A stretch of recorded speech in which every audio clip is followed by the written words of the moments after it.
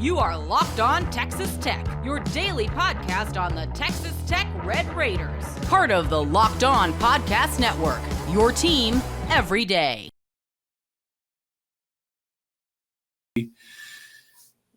You have to be willing to, in this game, maybe even, and I hate to use this word, but I'm going to use it anyways, you almost have to be willing to be a bit conservative and not take as many chances, like forcing a pass or whatever it may be, just because you do have your defense and because you just don't want to give them extra chances and all the thing, because this is how they're living and breathing right now. I mean, the head coach just said it with his gray sweatshirt on. It was not purple. I appreciated his choice there, although that big purple background, it is loud. We can hear it. We can hear it. So anyways, but yeah, this is because you go into every game like, hey man, we just got to win the turnover battle. Sure, no doubt. This one, highlight it, put it in bold, underline it, circle it, whatever. This will largely decide this one, if not, and absolutely decide it. Yeah, and you've really got to get back to business. I think, what was it like? Did you have a handful in your first two Big 12 games against Utah and Houston as far as takeaways? Yes. And it's been a little quieter on that front in some recent weeks. There was a very flashy one, obviously, from Jacob Rodriguez getting back to the house on Saturday. So that's a nice trend, maybe back in that direction. But you've done it before, and arguably against your two most difficult opponents so far this year, at least record-wise, Chris. So got to find a way to get back to it. I think one thing that stood out last week on the defensive theme for Tech was just the inability to get to the quarterback as often as I wanted to see, especially against that kind of team and that kind of line and quarterback. It was kind of wild to see a sack not really occur until really late in the game. And I actually forgot who got that one, but I think it was a second or third stringer maybe. Certainly wasn't Bailey or Height. So I know that contributes to taking the ball away and hoping they can find a way to maybe get a little busier in the backfield as well. I think you're talking about Cheto Ofili, I think is who you're right? or Ansel Nadore, one of the two. Possibly. My bad, guys. Love you all. It was all of them. Yeah. And of war. And against Kansas, I think it was Terrell Tillman at the very end. So you're starting to see some of this depth and these other guys that starting to eat back there. And this is an offense that is similar to, but very different from anything you've really seen to this point.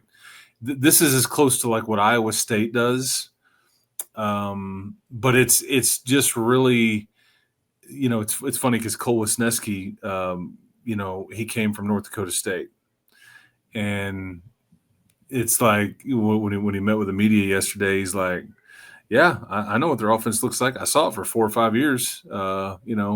This is North Dakota State stuff, and it's just a little bit different with the way that they motion and shift and how they isolate and the way that they run it and all that stuff. And then you factor in a quarterback that can do some things that are off script, if you will, and then be smart with it, which he's kind of starting to grow up a little bit. I think it's a potential problem. And Jace Brown, just so we're clear, he wears number 1. He's a slot. This is thought to be a mid-round pick in the NFL. He's got the speed. He has been very explosive for them. He's averaging 16 yards a catch when he does get it. And so you want to know what skill player to pay attention to? That's the one, literally, in your heart and in your program and then on your spotting board, whatever. He's the guy that you say – and he's not Jordan Tyson. This isn't a feed him till he burps kind of guy. This is just you got him stopped, and then here we go. So, but he's the guy that can just make a big play for them, and that's kind of what has been happening for Kansas State a little bit. I saw it against Kansas. I saw it against Iowa State at the beginning of the year. He's just kind of like that.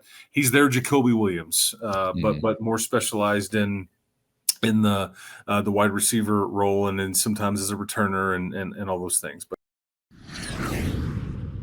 First, today's episode brought to you by Gametime. Have you ever decided at the last minute to head to a ball game with friends or family? Maybe it's game day and you suddenly feel the call of the stadium. That's exactly where Gametime comes in. It's the easiest way to grab last minute tickets without the stress. And with the money you save on tickets, you can then splurge on foods, drinks, gear, and more. Gametime makes it all possible. And best of all, Gametime makes buying tickets fast and simple. Prices on the app actually drop the closer you get the first pitch, and they've got incredible last-minute deals, clear seat views, and a lowest price guarantee that takes the worry out of buying. And if you're like me, you get tired of endless scrolling trying to find the best deal, and that's why Gametime's Zone Deals is the go-to move, since it automatically picks the best seats in your section for you at the best price. And as always, you can get a view from your seat right there in the app. So before you buy, you know exactly what you're going to see. Take the guesswork out of buying tickets with Gametime. Download the Gametime app, create an account, and use our code LOCKEDONCollege for $20 off your first purchase. Terms apply. Again, create an account and use our code LOCKEDONCOLLEGE, Locked On College, for $20 off. Download the Gametime app today. Last minute tickets at the lowest price, guaranteed. But yeah, man, it's gonna be an interesting one. 2:30 in Manhattan with surrounded by Harleys, the Lumberjacks, as you called them. How do we factor in Avery Johnson in all this? Because it seems very obvious that K-State's offense has been at its best, or working at its best, when it's not really all on his shoulders in the passing game. It's been a little bit more limited as far as that the last couple of weeks, and surprised they're finding some success. We know firsthand as Red Raiders what he can do with his legs, unfortunately. So how do you think you kind of address trying to maybe force him into some things or keep him out of some things that he's more comfortable in? Yeah, I mean, he's not the highest paid quarterback in the state of Kansas. That is Patrick Mahomes, but it's close. He is well paid. This was a Heisman candidate coming into the year. This was kind of the guy that, you know, they made a big deal about. Yes, people came after him, but he stayed. He's a local, semi-local player. Then you had the whole deal with his family kind of getting in this issue in Ireland, and then it just you know, whatever. It's been a weird kind of year, but he is really. I mean, I think Coach Kleiman actually has said, "Hey, man, he's just coming off of he either meant his best game in a Wildcat uniform or his best game this season. Either way, has just played that for either this year or for the whole career, and he's an impressive guy. And I think the expectations get out of whack a little bit. I think there's been times where he has struggled to throw it in with his accuracy. There's been a lot of conversation that he's not running it enough, or that they aren't calling enough runs for him. Well, you know, his family doesn't want him to run it, or his agent doesn't want him to run it. They don't want him to get hurt.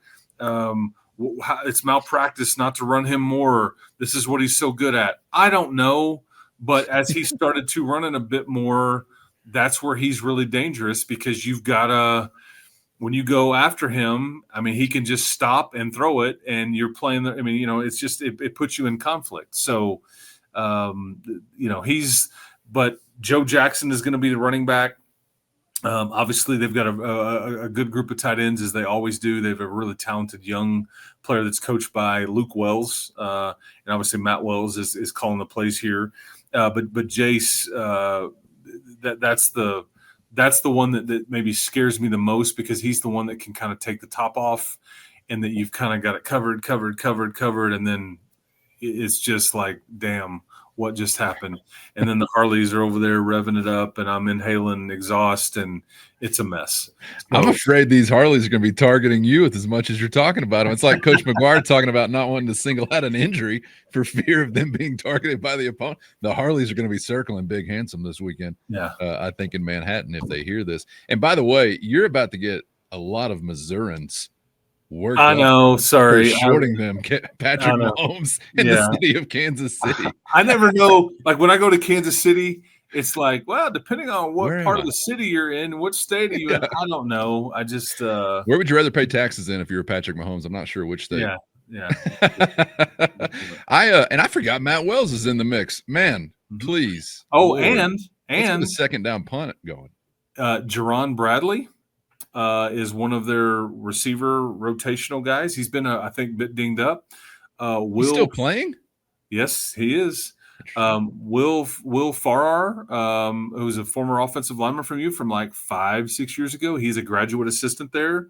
Obviously, Matt and Luke there. So yeah, there's a lot of connections. But bottom line is, this is about a head coach that has a program built on culture and really, hard work DNA. And then they've got this just whole wizardry magic over you to where, like I was telling you, you can just feel like you're more talented. You feel like you're this, you're that. And you look up and it's like, what's happening? But this is just what they do. And this hasn't been the kind of year that they wanted to this point. They are looking at this as like, we have to win out. We have no choice. We can play spoiler here. We can wreck Texas Tech season. Maybe we'll get into that tomorrow's show. But we're just now playing our best ball. We're getting better, and we can maybe be the storyline as we finish this thing up with so many games left to still go play. Yeah, I'm not trying to make too much out of their recent run. I respect the program. I don't think this is the type of K-State team that we're really accustomed to or they thought they would have coming into the year, but it is Central Florida. It is Texas Christian. It is Kansas. I'm not trying to overstate what they are as a team, but you better be ready and you better respect what they're doing because they are the epitome of what football programs should really strive to be fundamentally. And then if you just get talented on top of that, then look out. You're probably going to do something serious. But that's why they're always vexing and very dangerous and typically always competitive for something serious in November. So I'm sure they will have that part of their culture obviously still engaged. Yeah, they typically block and tackle better than you. And that's why what you're saying that's what they're built on, and that's the game. Well coached and they've got guys that give great effort and, they're not typically going to out athlete you in a lot of cases, but they just don't screw it up. And that's why, you're going up here on Saturday. You just simply cannot give them extra opportunities or have one of these games where you're going to drop everything or commit 100 yards in penalties or they will punish you. Yeah. I know we got to move on because we're running out of time, but I'm still just trying to process in my mind the timeline that we've traveled and the wild set of circumstances that brings back together in 2025, Baron Morton and Jerron Bradley into the same stadium after I think it was like the late 90s when they were dazzling us in Stillwater, Oklahoma together once upon a time. But when they, some of their last magic together was in the state of Kansas. That's true. Yeah. And it was a drive at the very end of the game to allow you to beat the Jayhawks 16-13, and it was I think one long, maybe it was two passes from Morton to Bradley that allowed you to win an ugly game. But man, back up out of there and win it. This one can be the same way. I don't give a damn. Although it'll just be Baron to somebody else this time. And shout out to what I presume now after all this time is approaching Dr. Bradley. Glad to have a mention on this program. Before we get out of here, Chris, we all know this coaching carousel in college football is spinning wildly and probably only going to get wilder as we roll through the final month of the regular season.